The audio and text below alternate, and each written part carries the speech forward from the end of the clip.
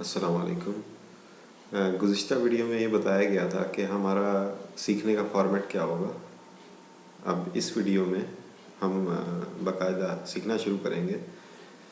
تو سیکھنے کا طریقہ یہ ہوگا کہ ایک کام آج آپ کریں کہ کسی بھی اسلامی بک سینٹر پہ جا کر وہاں سے لفظ بلفظ ترجمہ کوئی بھی لے آئیں۔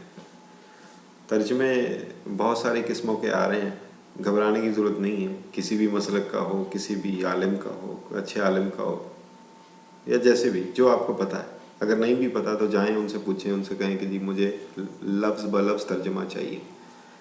تو آج کل مارکیٹ میں ایسے ترجمے اویلیبل ہیں کہ آیت دی ہوتی ہے، اس کے نیچے لفظ بلفظ ترجمہ ہوتا ہے، اور پھر اس کے نیچے ایک اور لائن ہوتی ہے جو با محاورہ ترجمہ ہوتا ہے۔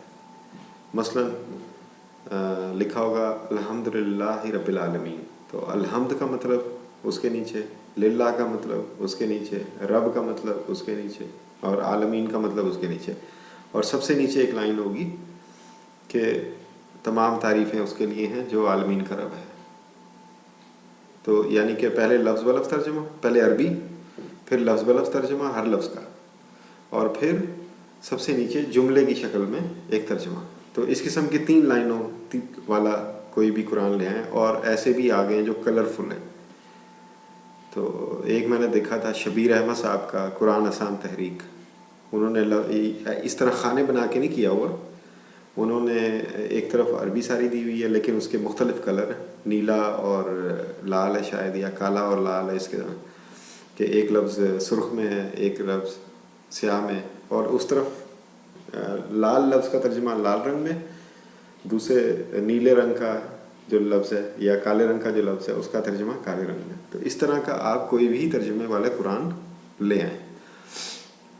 اب طریقہ یہ ہے کہ میں آپ کو یہاں پر بورڈ پر لکھ کر بتاؤں گا کہ جیسے جو صورتیں ہم عام طور پہ زبانی یاد کر لیتے ہیں بچپن میں، ان کے ہمیں آیتوں کے جملے بھی یاد ہوتے ہیں۔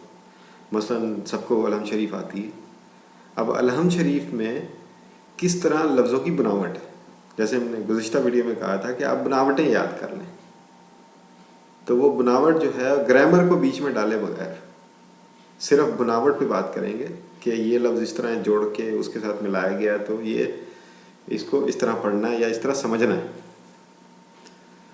تو ہم کوشش کرتے ہیں، باقی ہر بندے کی سمجھنے کی، سیکھنے کی ایک صلاحیت ہوتی ہے، اور بلا شبہ صرف اللہ کی رحمت ہوتی ہے کہ آدمی سیکھ لے اور قرآن سے قریب چلا جائے۔ تو ہم اس کا آغاز کرتے ہیں۔ شکریہ۔ آئیے سب سے پہلے ہم آغاز کرتے ہیں، جو صورتیں ہمیں یاد ہیں ان میں سب سے پہلی صورت ہے سورہ فاتحہ۔ سورہ فاتحہ میں کی جو پہلی 3 آیات ہیں وہ یہاں پہ لکھی ہوئی ہیں، لیکن اس سے پہلے ہم بسم اللہ کو دیکھیں گے کہ بسم اللہ کی بناوٹ کیسے۔ بسم اللہ کی بناوٹ اس طرح ہے کہ بے زیر بے یہ شروع میں لگا ہوا ہے، کسی بھی لفظ کے ساتھ بے زیر بے لگ جائے تو وہ اس میں معنی آتے ہیں ساتھ، ود، کس کے ساتھ؟ اسم کے ساتھ، یعنی ساتھ، اسم یعنی نام، کس کے نام کے ساتھ؟ اللہ، ساتھ نام اللہ کے۔ اب اللہ کا مزید تعارف یا پہلا تعارف جو اللہ تعالیٰ کا، جو اللہ تعالیٰ نے اپنا پہلا تعارف کرایا وہ یہ ہے الرحمن، نہایت رحم کرنے والا، الرحیم، بہت مہربان، نہایت رحم کرنے والا، الرحمن الرحیم۔ الرحمن اور الرحیم میں فرق ہے، جس پہ بہت لوگوں نے بہت کچھ لکھا ہے، لیکن عام فہم جو ہے، عام فہم وہ یہ ہے کہ بہت مہربان، نہایت رحم کرنے والا۔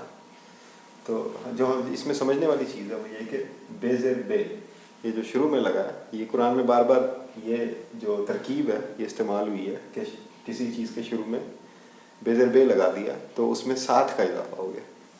تو یہ بسم اللہ میں ہی آپ کو مل جاتا ہے یہ اصول کہ بسم اللہ الرحمن الرحیم، ساتھ نام کس کے؟ اللہ کے۔ اللہ کون؟ الرحمن الرحیم۔ تو صرف بسم اللہ پڑھنے سے آپ کو یہ ایک اصول سمجھ آ گیا۔ اب آئیے سورہ فاتحہ کی طرف۔ سورہ فاتحہ میں پہلا لفظ ہے الحمد. ال کسی بھی شروع چیز کے شروع میں آ جائے تو وہ ال جو ہے اس کا مطلب ہوتا ہے خاص کرنا، اسپیشلائز کرنا. تو یا کسی چیز کی بڑی شکل کو بیان کرنا. تو حمد جو ہے وہ حمد یعنی حمد و ثنا، تعریف. تو الحمد صرف تعریف نہیں، خاص تعریف، بہترین تعریف، جو سب سے اچھی تعریف وہ ہے للہ. لام زیر لی، یہ آپ یاد کر لیں کہ لام زیر لی کسی بھی اسم کے ساتھ آئے تو وہ اس کا اضافہ ہوتا ہے لیے یا کے واسطے. مثلا لی میرے لیے، لک تمہارے لیے، لہو اس کے لیے، یا للمدینہ مدینہ کے لیے. تو یہ الحمد واسطے کس کے؟ اللہ کے. الحمد للہ، سب تعریفیں یا سب خاص تعریفیں، سب حمد، بلکہ ہم لفظ بلفظ ترجمہ کرتے ہیں سب حمد، ساری حمد، سب حمد یا ساری حمد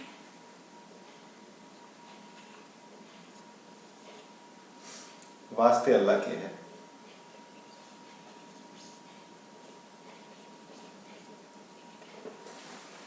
ساری حمد واسطے اللہ کے ہے، لے کے لیے، اللہ اللہ، یعنی الحمد للہ.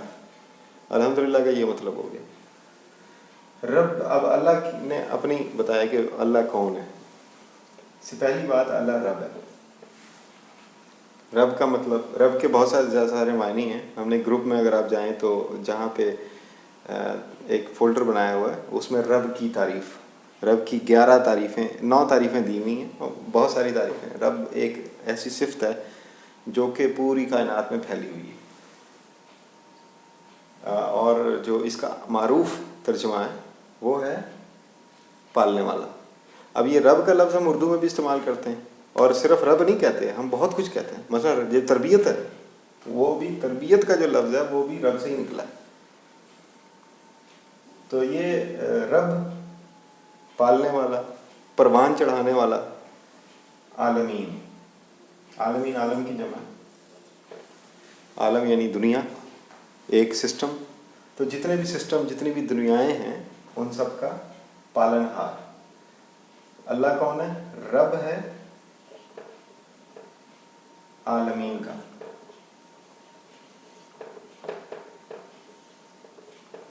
ساری حمد، ساری تعریفیں، ساری حمد و ثنا واسطے ہے اللہ کے. اور اللہ کون ہے؟ رب العالمین، عالمین کا پالن ہار، عالمین کا پالنے والا. رب رب. تو یہ جو اسم ہے وہ آپ اسی طرح یاد کریں کہ جو لفظ ہے مثلا رحمان ہے، اس کا ترجمہ آپ مہربان نہ یاد کریں، اس لفظ کو محسوس کریں کہ اس میں رحمت ہے. مہربان میں تو مہربانی ہے، یہ رحمان میں رحمت ہے. یہ جو الفاظ اللہ تعالیٰ نے چنے ہیں ایک آیت بنانے کے لیے، ان میں بھی حکمتیں ہیں. تو لہذا آپ اردو ترجمے نہ یاد کریں، آپ عربی الفاظ کو، عربی آیتوں کو یاد کریں اور ان کے لفظوں میں غور کریں. تو الحمد للہ رب العالمین. تو رب کا ترجمہ پروردگار نہ کریں، آپ رب کا ترجمہ رب ہی کریں، اور پھر اس ترجمے میں غور کریں کہ رب کا مطلب کیا ہے.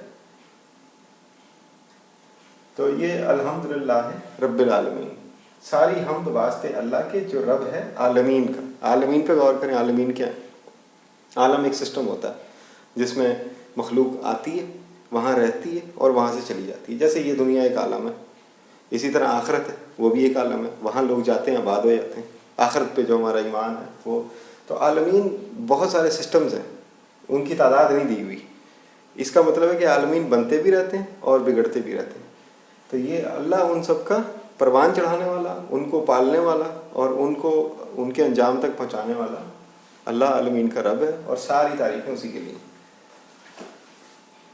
اب اللہ تعالیٰ رب کے بعد اپنا دوسرا تعارف کرا رہے ہیں کہ وہ رب پالتا تو ہے، پروان بھی چڑھاتا ہے، لیکن رحمت کے ساتھ.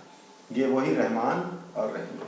اس کا بھی ہم ترجمہ نہیں کریں گے کیونکہ اسم کا ترجمہ نہیں کرنا، وہ اسم کو اس کے انداز میں ہی سمجھنا ہے. मसलन मालिक, मसलन रब, मसलन रहमान, रहीम। अब अल्लाह का क्या तर्जुमा? अल्लाह का तर्जुमा अगर खुदा कर दें तो बात वो नहीं बनती। क्यों? क्योंकि आपने जो आसमानी लफ्ज़ था उसको ज़मीनी लफ्ज़ के साथ बदल लिया। तो जो आसमानी लफ्ज़ है वो रहमान और रहीम, जो अल्लाह ने चुन के भेजा है, ये लफ्ज़ अल्लाह ने कुरान में नाजिल कर दिया। तो आप इस लफ्ज़ को पकड़ें, आप तर्जमे को ना पकड़ें, इस लफ्ज़ को पकड़ें। तो अर रहमान का तर्जमा हम अर रहमान ही करेंगे और अर रहीम का तर्जमा हम अर रहीम ही करेंगे।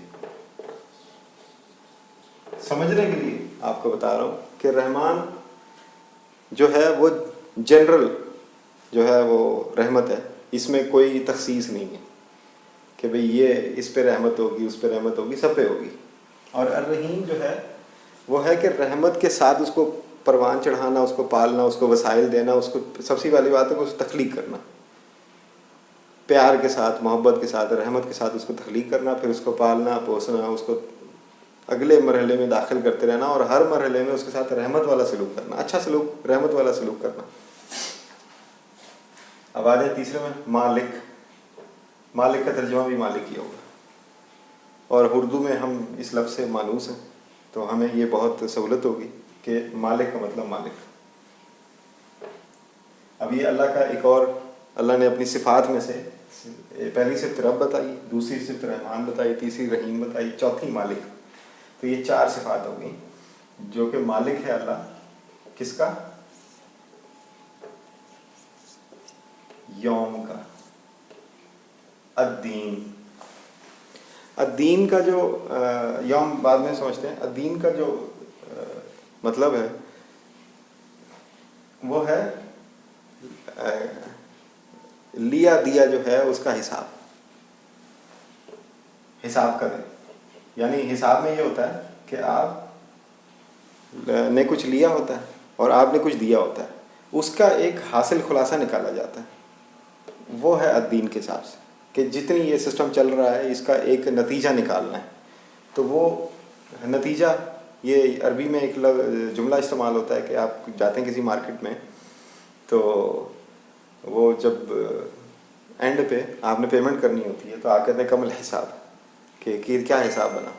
तो इसी तरह ये अद्दीन का जो लफ्ज़ है ये उसी मायनों में आता है कि हिसाब, कि किसी सिस्टम, अब ये जो आलमीन का सिस्टम चल रहा है इसका दीन भी तो निकालना है, इसका हिसाब भी तो निकालना है, क्या हासिल जमा है, क्या हासिल तफरीक है, क्या हासिल ज़रब है, क्या हासिल तकसीम है। तो ये अद्दीन वो है कि उस लिए दिए का, उस पैदा हुए का और मरे हुए का, यानी सब का, यानी जो प्रोसीडिंग्स, जो जो मामलात उस पूरे आलमीन के अंदर गुजर चुके हैं उनका हिसाब। अब यौम पे आ जाए।